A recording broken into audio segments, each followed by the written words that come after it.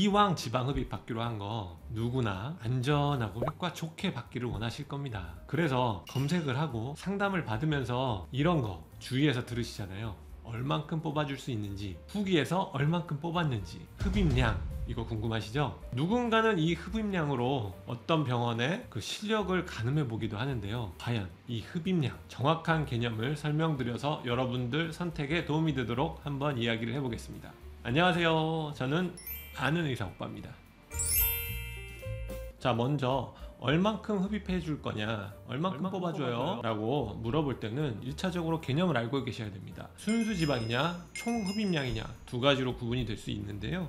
여기 허벅지가 있어요. 허벅지를 지방 흡입을 한다고 칩시다. 지방 흡입을 하게 되면 석션 통에 지방이 모이게 되는데요.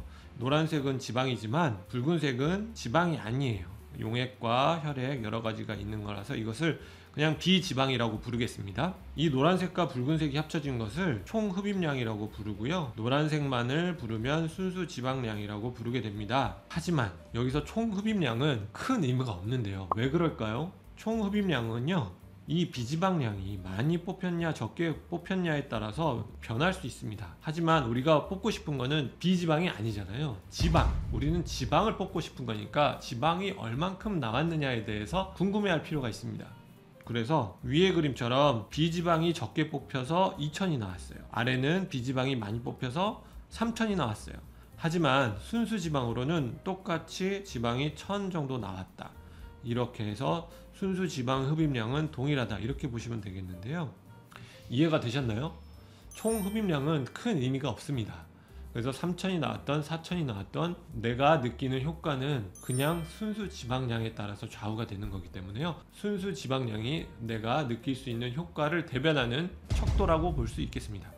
이제 순수 지방이라는 개념에 대해서 알게 되었어요. 순수 지방을 알게 되었지만 뭔가 의문이 남는 점이 있을 거예요. 누구는 어디서 지방을 뽑았는데 3000이 나왔다고 그러고, 누구는 1500밖에 안 나왔다고 그러고, 이 지방량의 차이가 엄청 많다는 거예요. 저도 실제로 후기들을 검색하다 보면 이렇게 지방량이 차이가 많은 걸 볼 수 있게 돼요. 오늘은 이 부분에 대해서도 이야기해 주려고 합니다. 자, 일단 팔로 이야기를 시작해 보겠습니다. 여기 평범한 여성의 팔이 있어요. 우리는 이 팔의 전체 볼륨을 구할 거예요. 내 팔이 전체 몇 cc 정도 되는지 구하는 거죠. 팔의 복잡한 모양으로는 볼륨을 정확히 구할 수 없으니까 우리는 이걸 원통의 모양으로 간주하고 구해보겠습니다. 약간 복잡한데 이건 그냥 넘어가셔도 돼요. 결과만 보셔도 됩니다. 자, 이 원통의 볼륨을 구하는 방법은 파이 r 제곱 그리고 높이를 곱하면 되는데요. 우리는 r 값은 모르기 때문에 둘레로 그 r 값을 구해보겠습니다. 그래서 수식을 이렇게 짬뽕해서 수식을 도출해내면 이렇게 돼요. 전체 볼륨은 둘레를 2번 곱하고 높이를 곱한 다음에 그거를 4파이로 나누면 됩니다. 자, 너무 어렵게 생각하지 마세요. 여기서부터는 이제 예시가 들어갑니다.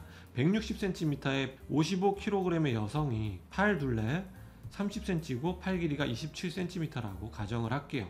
아까 수식을 대입하면 팔의 총 부피는 1934가 나오게 됩니다. 자, 팔의 부피, 내 팔이 도대체 몇 cc가 되느냐, 그게 파악이 됐으면 거의 다 온 겁니다. 조금만 참고 기다리세요. 결과만 보셔도 됩니다. 내가 흡입을 했는데 둘레가 3cm 감소를 했어요.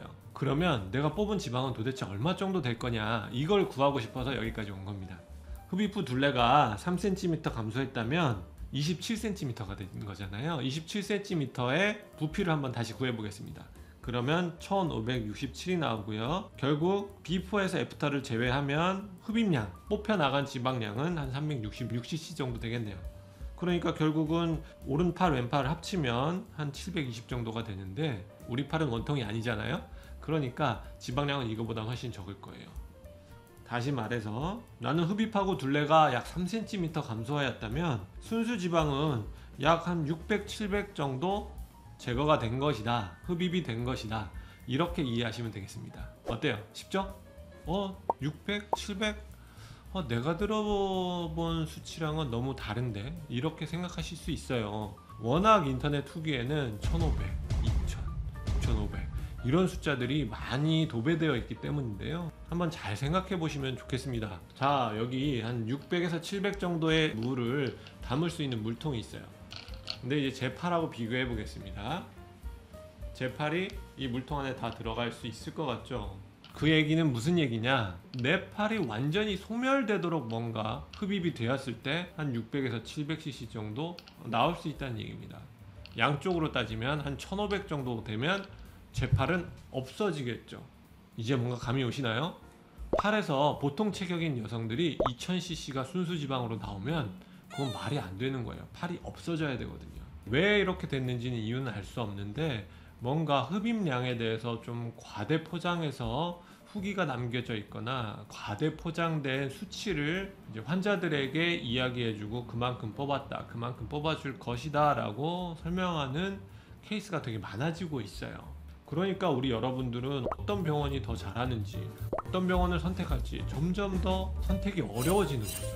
아무튼 이 영상을 보신 여러분들은 순수 지방인지 총 흡입량인지 두 가지 개념을 명확히 해서 상담을 받으실 수 있으면 좋겠고요. 그리고 더 나아가서 이 수치가 내가 흡입할 수 있는 양, 이 수치가 현실적이지 않은 건지 잘 생각해 보면 금방 알 수 있거든요. 그러니까 그거 잘 생각해 보시고 결정을 하시길 바라겠습니다. 어떻게 오늘 내용이 좀 도움이 되셨나요? 도움이 되셨으면 좋겠습니다. 감사합니다.